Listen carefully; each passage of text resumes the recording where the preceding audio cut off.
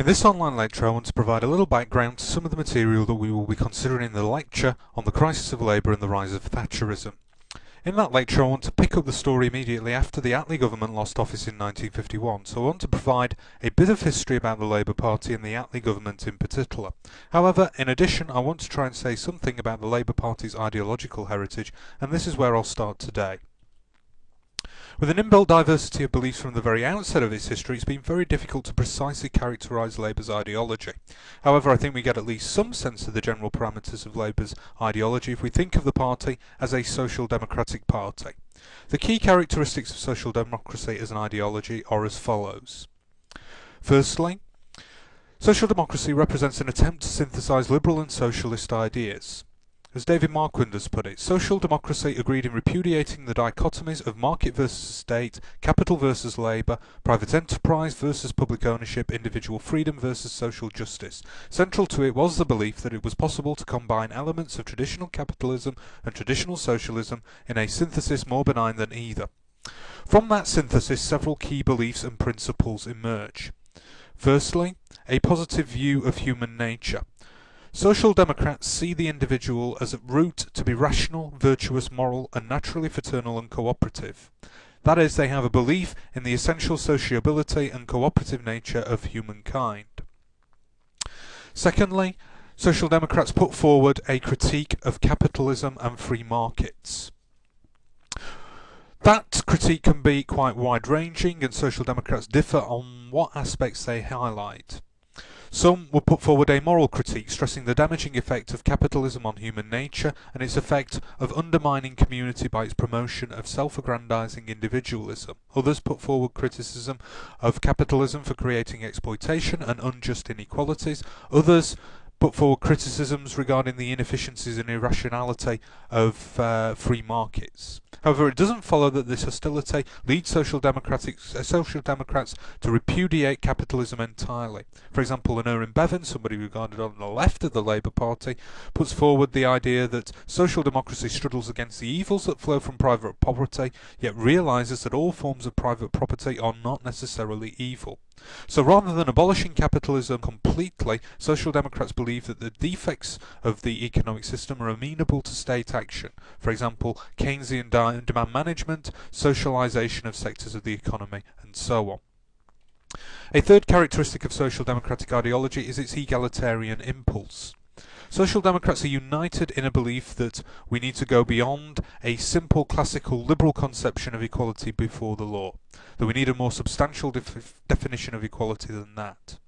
Now, for some that has meant a commitment to equality of outcome, for others this has meant a more moderate commitment to equality of opportunity. Related to this is a positive conception of liberty. For social democrats, freedom is not just the absence of constraint, but also requires positive resources if people are to realise the value of liberty. From this perspective, we gain an insight into why social democrats have such an attachment to the welfare state. For social democrats, individuals' life chances should be equalised through a welfare state funded out of taxation, aiming at the commodification of basic goods such as health, education and housing. Finally, as should now be evident, all the above implies a rather distinctive view of the state. The state, for a social democrat, does not act in class interests nor in its own interests. Rather, the social democrat views the democratic state as open, pluralistic and accessible and available to use as a mechanism for social reform. For the social democrat, the state has a responsibility to remove poverty, ignorance, vulnerability, coercion, manipulation and discrimination. We can talk a lot more about the nature of social democratic ideology in the lectures and seminars. What I'd now like to do is give you some idea of the origins of the Labour Party and how it came to gain office in 1945 and implement the reforms which it did.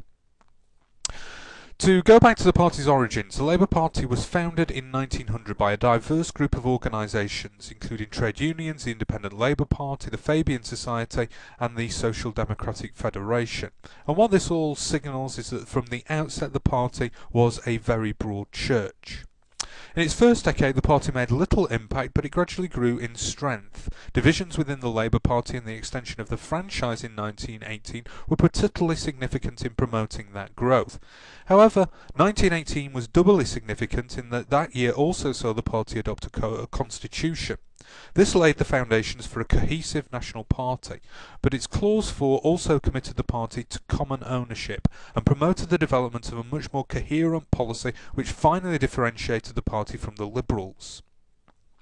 Labour's advance continued such that at December 1923 general election it won 191 seats and formed a minority government with the informal support of the Liberals for the first time.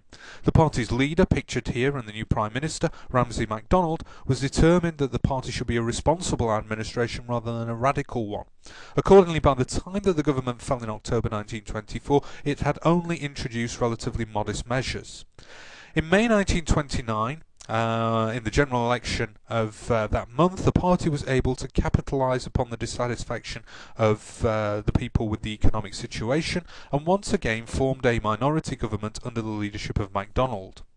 Faced with the Great Depression and mounting unemployment, the MacDonald government established a committee to investigate the economic situation.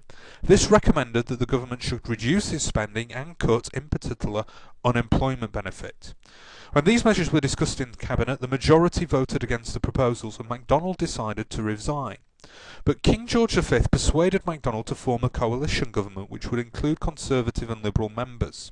The majority of Labour MPs and Cabinet Ministers rejected this initiative, and in the 1931 election that followed, just 46 Labour MPs were re-elected. MacDonald was expelled from the Labour Party and regarded as a traitor. And in the aftermath, the party swung to the left behind a programme which focused on public ownership, economic planning, Keynesian demand management, and a collective system of welfare. Labour returned to government in 1940, following the German invasion of the Low Countries and the replacement of Neville Chamberlain as Prime Minister by Winston Churchill. Labour joined the wartime coalition in June 1940.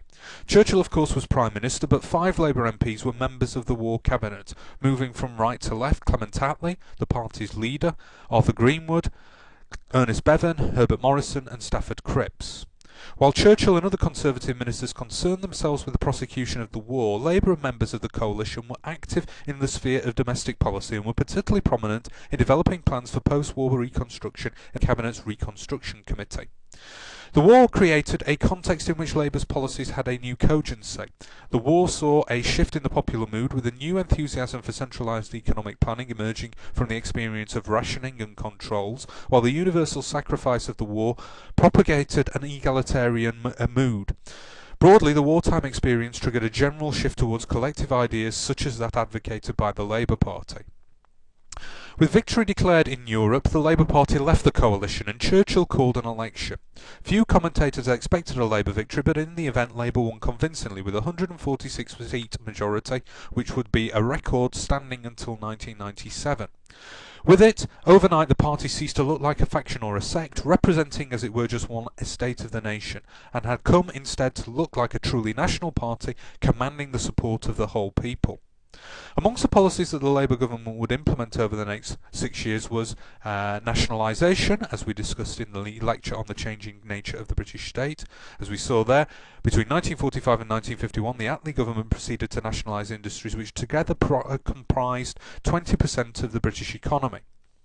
In respect of economic policy, the war had been won at an enormous financial and material cost to Britain, and as John Maynard Keynes reported to the Labour government, the nation now faced a financial Dunkirk. In response, the Attlee government initially retained the vast majority of wartime economic controls, but it failed to make a concerted effort to plan the economy, falling back instead upon the ideas of John Maynard Keynes.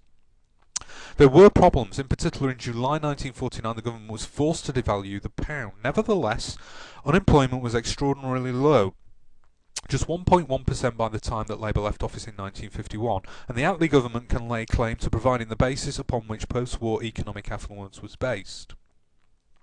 In addition, there was a welfare state constructed around national insurance and the introduction of state benefits for sickness, unemployment and old age, and a national health service, free, comprehensive and equally available to all, which came into existence in July 1948. Finally, the Attlee government was responsible for the construction of 1 million houses to replace those damaged or destroyed in the war. That concludes all I want to say in this online lecture. I'll take the story forward from 1951 in the next lecture. If you have any questions about any of the material discussed here, please bring them to that lecture. Otherwise, thank you very much for watching and listening.